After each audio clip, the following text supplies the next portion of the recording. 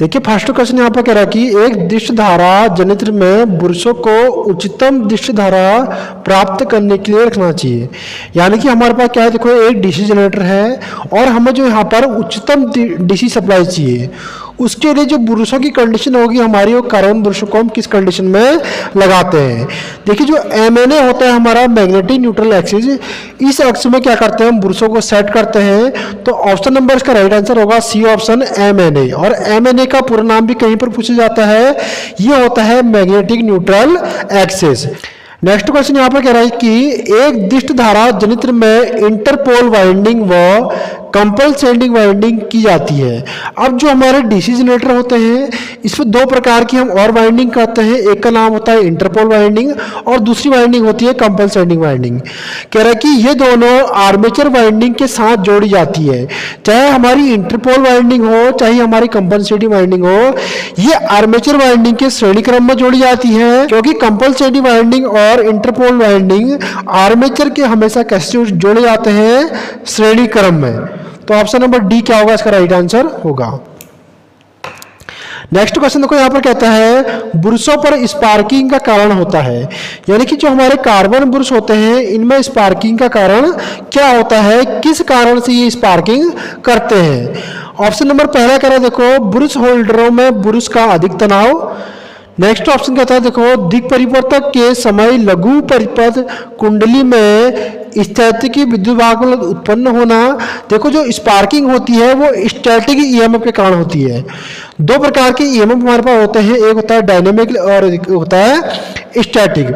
तो जो स्टैटिक हमारा ईएमएफ होता है जिसको बोलते हैं स्टैटिकी विद्युत वाहक बल, इसके कारण क्या होता है हमारा बुरुशों पर स्पार्किंग होती है। तो ऑप्शन नंबर हमारा क्या रहेगा, इसका राइट आंसर बी हो जाएगा। नेक्स्ट क्वेश्चन कह रहा है देखो स्पार्किंग, और स्पार्किंग को हिंदी में लिखा है यहाँ पर स्पूलिंग। ठीक है, तो स्पार्किंग रहित कम्यूटेशन प्राप्त करने के लिए हमें उपयोग करना चाहिए। किस चीज का उपयोग करते हैं हम जिससे हमारी क्या हो, स्पार्किंग रहित क्या हो, यहाँ पर कम्यूटेशन प्राप्त हो।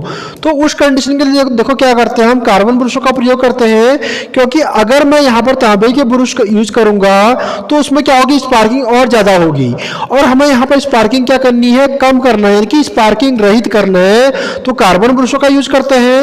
नेक्स्ट ऑप्शन कहता है देखो बी इंटरपोल। तो इंटरपोल वाइंडिंग भी करते हैं हम किसके लिए, स्पार्किंग को कम करने के लिए। ऑप्शन बी भी क्या रहेगा, इसका राइट आंसर रहेगा। ऑप्शन नंबर सी कहता है देखो कंपलसेटिंग वाइंडिंग। तो ये तीनों का काम क्या होता है, हमारा स्पार्किंग को कम करना होता है।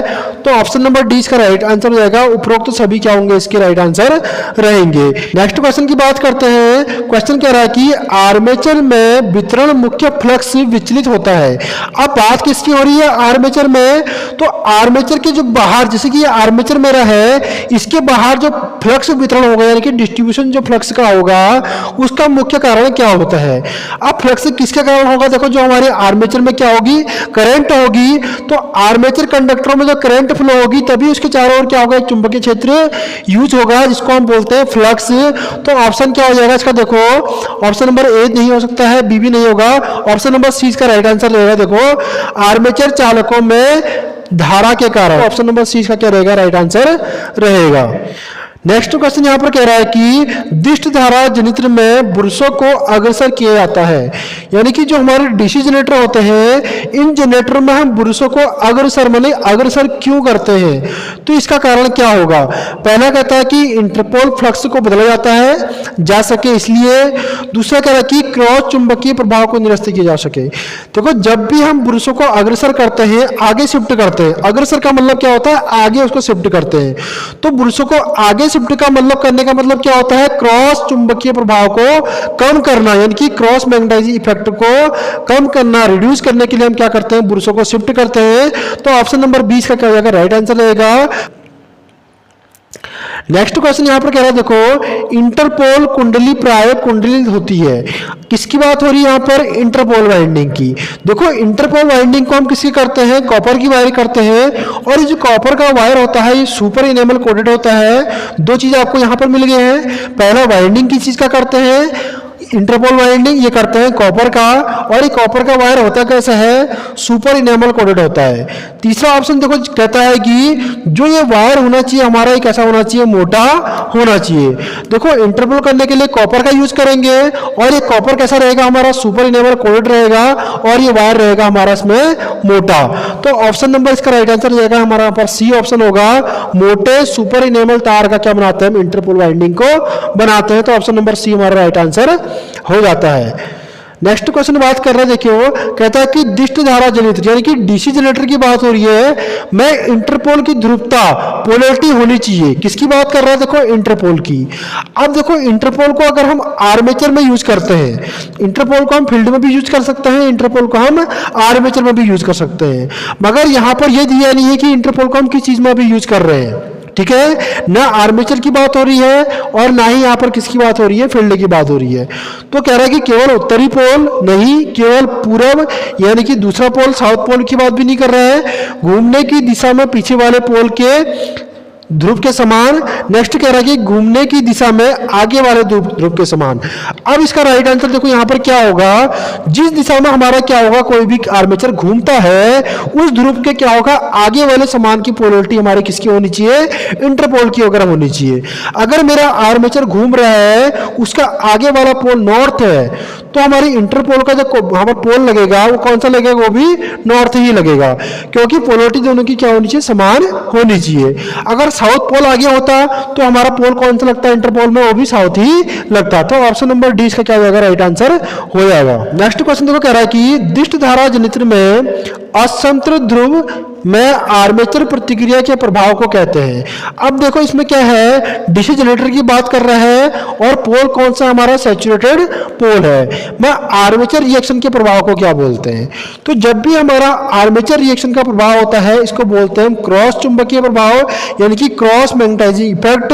तो ऑप्शन नंबर इसका क्या हो जाएगा, बी हो जाएगा। देखो जब भी इस कंडीशन की बात होती है तो आंसर क्या होगा हमारा, क्रॉस चुंबकीय। नेक्स्ट क्वेश्चन की बात करते हैं, कह रहा है कि दिष्ट धारा जनरेटर में इंटरपोल कुंडलियां जोड़ी जाती हैं। अब जो हमारा डीसी जनरेटर में होता है उस पर इंटरपोल वाइंडिंग क्या होता है, हमेशा आर्मेचर के श्रेणी क्रम में होता है। ठीक है, तो ऑप्शन नंबर क्या हो जाएगा, इसका राइट आंसर ए हो जाएगा। नेक्स्ट क्वेश्चन यहाँ पर कहता है कि एक दिष्ट धारा जनरेटर में उच्चतम दक्षता यानी कि मैक्सिमम इफिशिएंसी प्राप्त करने के लिए ब्रशों को रखना चाहिए। अब मैक्सिमम इफिशिएंसी के लिए हम क्या करते हैं, जो हमारी ब्रशों की पोजीशन होती है इसको हम एमएनए में शिफ्ट करते हैं, और एमएनए का पूरा नाम होता है मैग्नेटिक न्यूट्रल एक्सिस।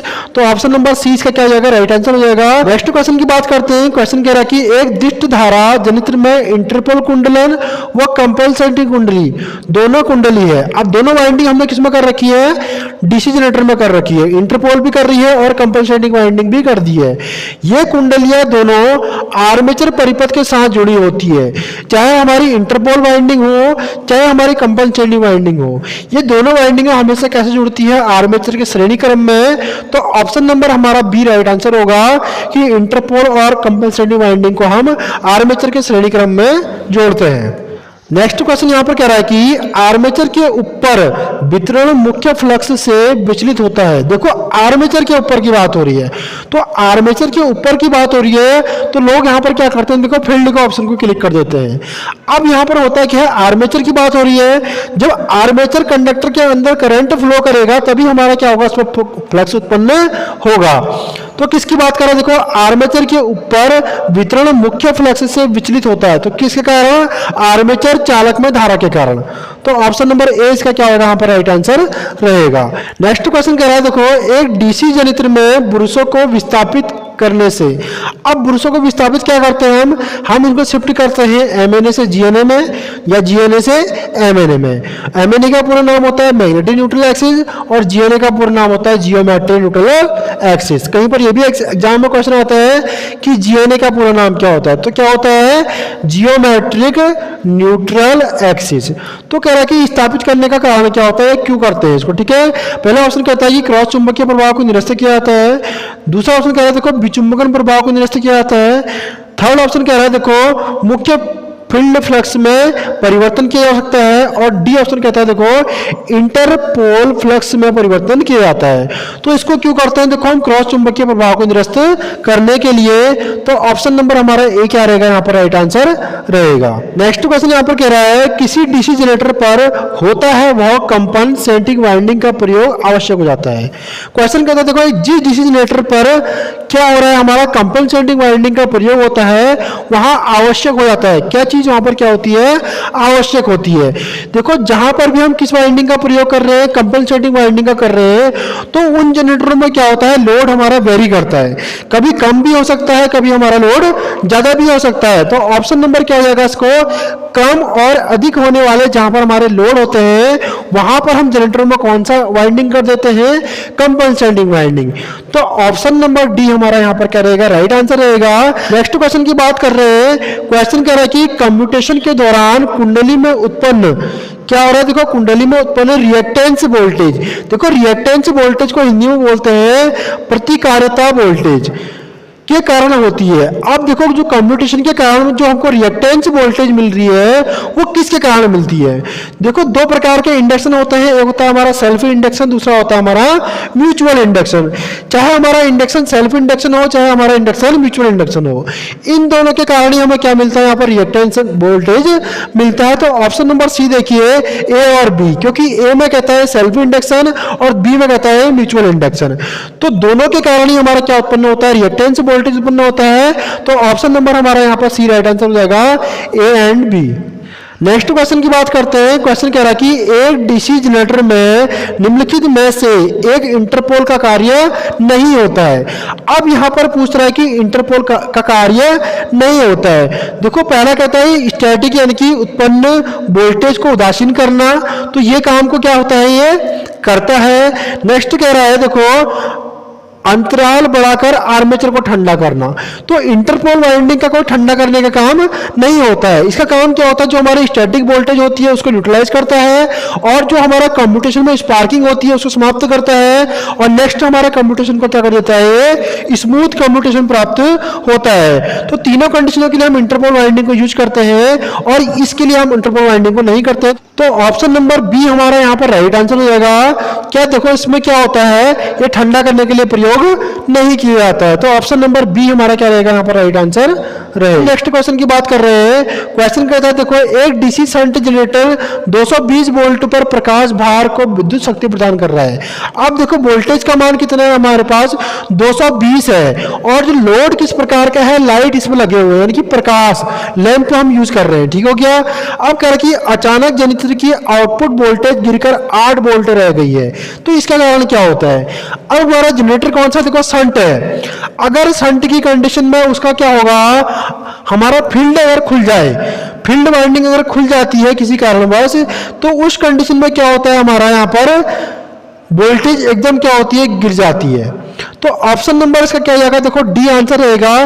देखो नेक्स्ट क्वेश्चन यहाँ पर कह रहा है कि डीसी जनरेटर में आर्मेचर में रफ कम्यूटेशन को किसके द्वारा कम किया जाता है। देखो आर्मेचर की बात हो रही है और रफ कम्यूटेशन की बात हो रही है।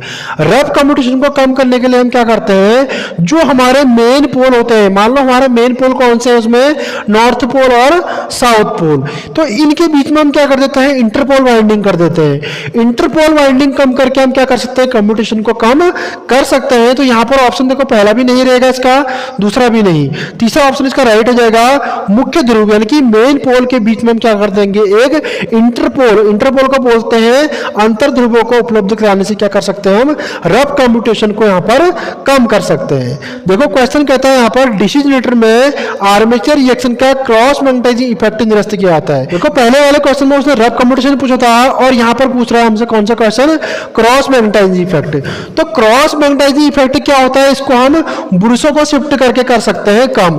तो क्या करेंगे, जो हमारे जियोमेट्री न्यूट्रल एक्सिस से ब्रुशों को मैग्नेटिक न्यूट्रल एक्सिस में कनेक्ट कर देते हैं। तो ऑप्शन नंबर सी इसका राइट आंसर हो जाएगा।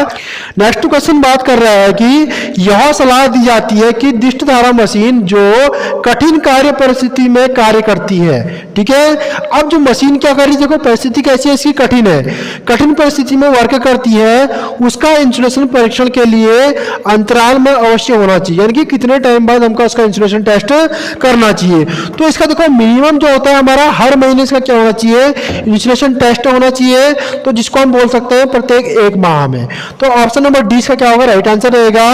नेक्स्ट क्वेश्चन देखो कह रहा है कि दिष्ट धारा मशीन का इंसुलेशन प्रतिरोध का मान कम होने का कारण होता है।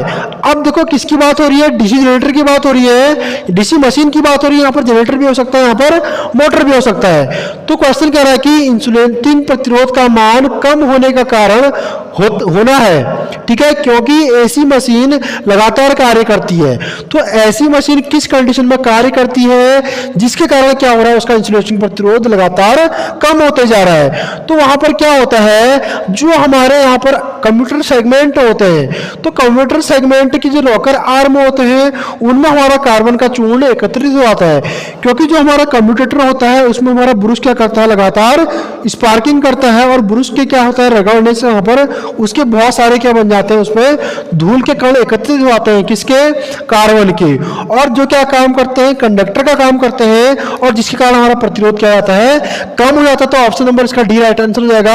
आर्मेचर व रॉकर आर्म पर कार्बन का एकत्रित होना, और ये कार्बन कहाँ आता है, हमारा कार्बन बुरसों के घिसने से यह प्राप्त होता है। तो क्या इसके लिए क्या करेंगे, हम बचने के लिए इसको साफ कर देंगे, जिससे हमारा प्रतिरोध क्या होता है, फिर से बढ़ जाता है। तो यानी कि हमको कम्यूटेटर और रॉकर आर्म और आर्मेचर तीनों को क्या करना चाहिए, साफ भी करना चाहिए।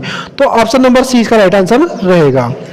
नेक्स्ट क्वेश्चन यहाँ पर कह रहा है कि निरीक्षण के दौरान एक डीसी जनरेटर का कम्यूटर पूर्ण रूप से घिसा हुआ पाया गया है। अब जब हम जनरेटर की बात करते हैं तो वहां पर जब इसके कम्यूटर को चेक कर रहे हैं तो कम्यूटर क्या है, पूरी रूप से घिस चुका है। अब कह रहा है कि मालूम होता है कि सैंड पेपर का उपयोग उचित नहीं है। अब इस पर अगर हम सैंड पेपर यूज करके उसको घिसते हैं यानी कि सॉफ्ट करते हैं तो उसका भी वहां पर कोई बेनिफिट हमको मिलेगा नहीं, इस प्रकार का हमको महसूस होता है। तो उसके लिए क्या करेंगे, जो हमारा कम्यूटेटर होता है इसको हम लेथ मशीन में ले जाएंगे और वहां पर क्या कर देंगे, उसमें टर्निंग करके उसको बराबर शेप दे देते हैं। तो इसका option number C right answer रहेगा। कम्यूटेटर को लेथ मशीन में टर्न किया जाता है, तो टर्निंग करने से क्या होता है, हमारा कम्यूटेटर की लाइफ फिर से बढ़ जाती है। नेक्स्ट क्वेश्चन कह रहा है कि एक डीसी जनरेटर में ब्रुश का तनाव उसके कार्य के लिए बहुत महत्वपूर्ण होता है। अगर उसका देखो ब्रुश का तनाव ही सही नहीं रहेगा तो वो क्या करेगा, ढंग से वर्क नहीं कर पाता है। तो इसका कारण क्या रहता है, कह रहा है कि ब्रुश को हम सही से लगाते हैं, इसका महत्वपूर्ण क्या चीज क्या होता है, महत्व क्या होता है। तो मशीन का वेग कम हो जाता है, नहीं, निर्गत वोल्टता कम हो जाती है, निर्गत वोल्टता बढ़ जाती है। नेक्स्ट ऑप्शन कह रहा है देखो दिक परिवर्तन अतितप्त होगा और सतह घिस जाएगा। तो ऑप्शन नंबर देखो डी इसका राइट आंसर रहेगा। नेक्स्ट क्वेश्चन कहता है डीसी जनरेटर के समांतर कारण के लिए शर्त होना चाहिए। अब देखो जब हम डीसी जनरेटर को समांतर यानी कि पैरेलल में जोड़ते हैं तो क्या चीज हमारा यहाँ पर इंपोर्टेंट होना चाहिए। तो पहला ऑप्शन कहता है कि दोनों जनरेटर की क्षमता समान होनी चाहिए। देखो कोई इंपोर्टेंट नहीं रखता है कि जो हम पैरेलल कॉम्बिनेशन करते हैं या पैरेलल में कनेक्ट करते हैं वहां पर हम छोटे और बड़े जनरेटर को भी क्या करते हैं, आपस में कनेक्ट करते हैं, तो वहां पर इनकी जो होती है क्षमता समान नहीं होती है। तो ऑप्शन नंबर ए हमारा क्या रहेगा, बिल्कुल कट हो जाएगा। ऑप्शन नंबर बी कह रहा है देखो फील्ड क्रिटिकल प्रतिरोध एक सा होना चाहिए। ये भी हमारा देखो जरूरी नहीं होता है कि फील्ड क्रिटिकल प्रतिरोध एक सा हो, ठीक है। नेक्स्ट ऑप्शन सी कहता है कि दोनों जनरेटर की पोलरिटी क्या होनी चाहिए, समान होनी चाहिए। अब ये इंपॉर्टेंट क्वेश्चन बन जाता है हमारा, यहाँ पर आंसर यही बनेगा क्योंकि पोलरिटी समान होनी चाहिए। अब मान लो दोनों जनरेटर की हमारी पॉजिटिव को पॉजिटिव से जोड़ेंगे और नेगेटिव को नेगेटिव से जोड़ेंगे। अगर किसी कारण ऐसा हम नहीं करते हैं तो उस कारण क्या हो जाएगा, हमारा पैरेलल ऑपरेशन में यहाँ पर शॉर्ट सर्किट हो जाएगा।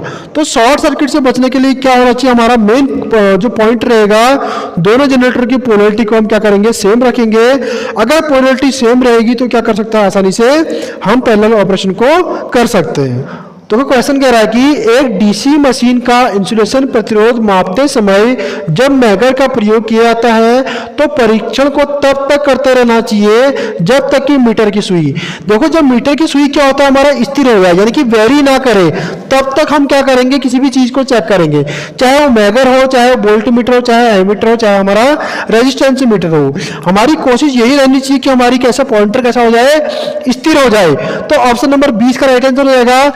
नेक्स्ट क्वेश्चन देखो कह रहा है कि मैगर से दिष्ट धारा मशीन में एक ही कुंडलन के सिरों के परीक्षण करते समय मैगर की सुई और होनी चाहिए। देखो हम क्या कर रहे हैं, एक ही कुंडली को चेक कर रहे हैं। तो एक ही कुंडली की जब दो सिरों पर हम क्या करते हैं, मैगर की प्रोब्स को कनेक्ट करते हैं, तो उस कंडीशन में क्या होता है, हमको जीरो रीडिंग मिलना चाहिए, क्योंकि जीरो का मतलब क्या होता है, हमारा सर्किट सही है। अगर इनफाइनाइट होगा तो क्या है, इसका मतलब हमारा सर्किट कैसे टूट चुकी है, कुंडली हमारे पास टूटी है, कॉइल टूटी है, जो हमारा वर्क नहीं करेगा। तो इनफाइनाइट को बोलते हैं हम यहाँ पर अनंत। अनंत का मतलब होता है ओपन सर्किट। तो ओपन सर्किट जब हमारी कुंडली रहती है तो हम कोई भी वर्क नहीं कर सकते हैं। तो यहाँ पर रिजल्ट हमको क्या मिलना चाहिए, देखो शून्य मिलना चाहिए। शून्य का मतलब क्या होता है, हमारा रेजिस्टेंस यहाँ पर कम है और कुंडली हमारी क्या है, प्रॉपर तरीके से कनेक्टेड है, क्योंकि हम एक ही कुंडली के दोनों सिरों पर वर्क कर रहे हैं। तो ऑप्शन नंबर हमारा सी यहाँ पर राइट आंसर रहेगा। नेक्स्ट क्वेश्चन कह रहा है कि निरीक्षण में कार्यरत स्टाफ होना चाहिए। तो ऐसा तो होगा नहीं कि जो हम किसी चीज का इंस्पेक्शन करा रहे हैं तो जो हमारा कार्यरत स्टाफ होना चाहिए, कैसा होना चाहिए, हमारा एक कुशल टेक्नीशियन होना चाहिए। तो ऑप्शन नंबर क्या हो जाएगा, इसका डी राइट आंसर हो जाएगा, कुशल टेक्नीशियन। नेक्स्ट क्वेश्चन की बात करते हैं। क्वेश्चन कह रहा है कि इंसुलेशन प्रतिरोध मापा जाता है। तो इंसुलेशन प्रतिरोध को मापने के लिए हम मेगर का यूज करते हैं, और मेगर जो हमारा प्रतिरोध को मापता है वो नापता है मेगा ओम में। तो ऑप्शन नंबर हमारा यहाँ पर सी राइट आंसर रहेगा कि इंसुलेशन प्रतिरोध को हम किस में मापते हैं, मेगा ओम में मापते हैं। और किससे मापते हैं, इसको देखो हम मेगर की सहायता से। नेक्स्ट क्वेश्चन कह रहा है, देखो यहां पर ये लॉ नहीं है, योजनाबद्ध अनुरक्षण यानी कि प्लांट मेंटेनेंस आधारित होता है। हम जो योजना के हिसाब से जो मेंटेनेंस करते हैं उसको करने का कारण क्या होता है, देखो योजना के हिसाब से अगर हम मेंटेनेंस करते हैं, जैसे हमने सोचा है कि इस मशीन को कल मेंटेनेंस में डालेंगे, तो इसका क्या है, हमने पहले उसको देखा है, अगर उसमें कुछ कमी हमको महसूस होती है तो हम क्या करेंगे, उसका मेंटेनेंस करेंगे। इस प्रकार के मेंटेनेंस को बोलते हैं हम योजनाबद्ध, क्योंकि हमने पहले से ही अपने मन बना रखा है कि कल को इसकी मरम्मत हमको करनी है। तो इसको बोलेंगे देखो पूर्व परिचालन अनुभव पर। पूर्व परिचालन में क्या था, जब हम उसको चला रहे थे थोड़ा बहुत दिक्कत कर रहा था, तो इस हिसाब से हमने सोचा क्या करेंगे, इसका मेंटेनेंस करेंगे। तो इसको बोलते हैं प्लांट मेंटेनेंस। ऑप्शन नंबर ए इसका राइट आंसर रहेगा। दूसरा कह रहा है कि समयबद्ध निरीक्षण रिपोर्ट पर। अब हम हर बार मशीन को चेक कर रहे हैं और हमको रिपोर्ट मिली है कि मशीन में क्या हो रही है, थोड़ी बहुत दिक्कत हो रही है, तो उस कंडीशन में क्या होता है, समयबद्ध निरीक्षण रिपोर्ट के अनुसार भी हम क्या करते हैं, उसको प्लांट मेंटेनेंस उसका करते हैं। नेक्स्ट ऑप्शन कह रहा है, देखो अनुरक्षण कार्ड में लिखित दोष के वर्णन। अब जो हमारा मेंटेनेंस कार्ड होते हैं प्रत्येक मशीन के, अगर मेंटेनेंस कार्ड पढ़ने में हमको उसको दिक्कत पता चल रही है कि ऑपरेटर ने उसमें किस प्रकार की दिक्कतें लिखी है, तब भी क्या करते हैं, हम एक प्लांट मेंटेनेंस उसका करते हैं। तो उपरोक्त सभी यहाँ पर क्या जाएंगे, इसके राइट आंसर रहेंगे। ये जो भी हमारे मेंटेनेंस होते हैं इसको हम प्लान के अनुसार करते हैं। नेक्स्ट क्वेश्चन यहाँ पर कह रहा है, देखो मेंटेनेंस के समयबद्ध सारणी के अनुसार ग्रीसिंग और ऑयलिंग करनी चाहिए। कोई भी मशीन में हम वर्क करते हैं तो उसमें जो ग्रीसिंग और ऑयलिंग होती है वो प्रतिदिन हमें करना चाहिए। अगर हम प्रतिदिन उसमें ग्रीसिंग और ऑयलिंग करते हैं तो मशीन की इफिशिएंसी क्या रहेगी, अच्छी रहेगी। तो ऑप्शन नंबर इसका क्या रहेगा, राइट आंसर सी हो जाएगा, प्रतिदिन, यानी कि डेली मेंटेनेंस में हमारा क्या आता है, ऑयलिंग और ग्रीसिंग आता है। नेक्स्ट क्वेश्चन कह रहा है, देखो बेयरिंग द्वारा अधिक आवाज करने का कारण हो सकता है। अब देखो बेयरिंग हमारी बहुत ज्यादा आवाज कर रही है, इसका मतलब क्या है कि उसमें ग्रीस नहीं लगा है, ठीक है। तो ग्रीस नहीं है तो देखो तेल तो हम बेयरिंग में डालते नहीं है, बेयरिंग में हम अधिकतर यूज करते हैं ग्रीस का। तो ग्रीस नहीं होगा तो क्या होगा, वो बहुत मात्रा में आवाज करेगा। तो ऑप्शन नंबर हमारा डी आंसर जाएगा। ग्रीस का नहीं होना क्या होता है, आवाज का करना। अगर हमारे उसमें बेयरिंग में ग्रीस ही नहीं होगा तो क्या करेगा, अधिक मात्रा में आवाज करेगा, यानी कि साउंड करेगा। नेक्स्ट क्वेश्चन की बात करते हैं। नेक्स्ट क्वेश्चन कह रहा है कि एक दिष्ट धारा मशीन के फील्ड वाइंडिंग को ओम मीटर द्वारा जांचा गया है। अब जो हमारी डीसी मोटर है, या मशीन है, जनरेटर है, ठीक है। मशीन का मतलब क्या हो सकता है, मोटर भी हो सकती है और जनरेटर भी हो सकती है, और फील्ड वाइंडिंग को हम ओम मीटर के द्वारा जांच कर रहे हैं। परंतु पाया जाता है कि ओम मीटर द्वारा पाठ्यांक अनंत पाया गया है, मशीन में दोष क्या होगा। तो मशीन में दोष क्या होगा, देखो वाइंडिंग क्या होगी हमारी, यहाँ पर ओपन सर्किट होगी, क्योंकि रेजिस्टेंस यहाँ पर क्या मिल रहा है, हमको इनफाइनाइट मिल रहा है। तो इसका मतलब क्या हो रहा है, यहाँ पर हमारी वाइंडिंग कैसी है, कहीं पर से खुल चुकी है, तो क्षेत्र पे खुला परिपथ होना। तो ऑप्शन नंबर ए इसका क्या हो जाएगा, राइट आंसर हो जाएगा, अनंत होने की कंडीशन में, ठीक है। नेक्स्ट क्वेश्चन कहता है कि निम्नलिखित 4 कारणों में से एक कारण विद्युत मशीन में न्यून इंसुलेशन प्रतिरोध का कारण नहीं है। अब देखो जो मशीन का कारण इंसुलेशन की बात कर रहे हैं, न्यून इंसुलेशन का कारण क्या हो सकता है? देखो कार्यस्थल में नमी है, अगर कार्यस्थल में क्या होगा, मॉइस्चर होगा तो हमारा क्या होगा, प्रतिरोध कम होगा। मगर एक क्वेश्चन पूछते हैं कि न्यून प्रतिरोध कम होने का कारण नहीं है। दूसरा ऑप्शन कहता है कि कार्यस्थल में शुष्क हवा का होना। देखो अगर एयर क्या है हमारे पास पूरी तरह से सूखी है, ड्राई है, तो ड्राई एयर के कारण हमारा मॉइस्चर नहीं होता है, इसका मतलब क्या होगा, उसका प्रतिरोध बढ़ जाएगा। तो ऑप्शन नंबर बी ही हमारा क्या रहेगा, यहाँ पर राइट आंसर रहेगा, क्योंकि न्यून इंसुलेशन की बात ये कर रहा है। सी ऑप्शन कहता है देखो वातावरण में रासायनिक भाप, अगर स्टीम और भाप भी हमारा रहेगा तब भी इसका क्या होता है, प्रतिरोध कम हो जाता है। और ऑप्शन नंबर डी कहता है देखो वातावरण में गर्म हवा की उपस्थिति, देखो अगर हवा गर्म है तो उससे भी क्या होता है, मॉइस्चर बनता है। तो ऑप्शन नंबर डी भी इसका राइट आंसर नहीं रहेगा, क्योंकि न्यून प्रतिरोध के लिए पूछ रहा है, का कारण नहीं है। Option number A, option number C, option number D, ये इसके क्या है, एक न्यून प्रतिरोध के कारण है। तो ऑप्शन नंबर बी हमारा यहाँ पर क्या रहेगा, राइट आंसर रहेगा। नेक्स्ट क्वेश्चन देखो कहता है कि मैगर द्वारा किया गया कंटिन्यूटी टेस्ट विश्वसनीय नहीं होता है, क्योंकि क्या कारण है कि जो हमारे मैगर द्वारा टेस्ट किया जाता है वो विश्वसनीय नहीं होता है।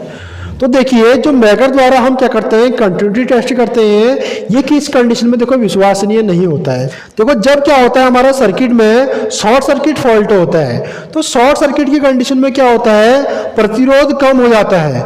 तो प्रतिरोध कम होने के कारण क्या होता है, मैगर उसको ढंग से दिखा नहीं पाता, क्योंकि ये रेजिस्टेंस को देखो मेगा ओम में चेक करता है, जिसके कारण ये कम रेजिस्टेंस को वहां पर दिखा नहीं पाता है। तो इसका ऑप्शन नंबर पहला कह रहा है देखो मैगर की मेगा ओम पाठक के कारण खुला परिपथ तो होगा नहीं, तो ऑप्शन नंबर पहला ही देखो कट हो जाएगा। दूसरा कह रहा है देखो लघु परिपथ, यानी कि शॉर्ट सर्किट वाइंडिंग को हम इससे ज्यादा चेक नहीं कर सकते हैं। तो मैगर की मेगा ओम पाठ्यांक के कारण लघु परिपथ वाइंडिंग का दोष जांच नहीं किया जाता है, क्योंकि शॉर्ट सर्किट में इसमें आइडिया नहीं आता है, क्योंकि ये मैगर को क्या करता है, मैगर प्रतिरोध को मेगा ओम में मापता है। तो ऑप्शन नंबर 20 का राइट आंसर होगा। शॉर्ट सर्किट में क्या होता है, इसका एकदम विश्वसनीय रिजल्ट हमको नहीं मिलता है। किस कंडीशन में, शॉर्ट सर्किट की कंडीशन में। नेक्स्ट क्वेश्चन कह रहा है कि इंसुलेशन प्रतिरोध मापने के लिए सर्वोत्तम विद्युत सप्लाई होती है। जब भी हमको इंसुलेशन रेजिस्टेंस चेक करना होता है तो सबसे ज्यादा हम यूज करते हैं डीसी सप्लाई का। तो ऑप्शन नंबर हमारा क्या होता है, एक ए ऑप्शन हमारा राइट आंसर रहेगा। दिष्ट धारा जिसको बोलते हैं डीसी सप्लाई, राइट आंसर हमारा रहेगा जब भी हमको इंसुलेशन प्रतिरोध को चेक करना है। देखो नेक्स्ट क्वेश्चन कहता है कि मैगर द्वारा इंसुलेशन रेजिस्टेंस का परीक्षण करते समय हमें मैगर की प्रोब्स को छूना नहीं चाहिए। देखो जब भी अगर हम मैगर की प्रोब्स को छुएंगे तो हमें करंट लगने के चांसेस क्या होते हैं, बढ़ जाते हैं, क्योंकि यहाँ पर हम 160 वोल्ट का यूज करते हैं डीसी का। तो देखो ऑप्शन नंबर पहला कहता है कि हमें विद्युत झटका लगने व पाठ्यांक वास्तविक मान से कम हो जाता है।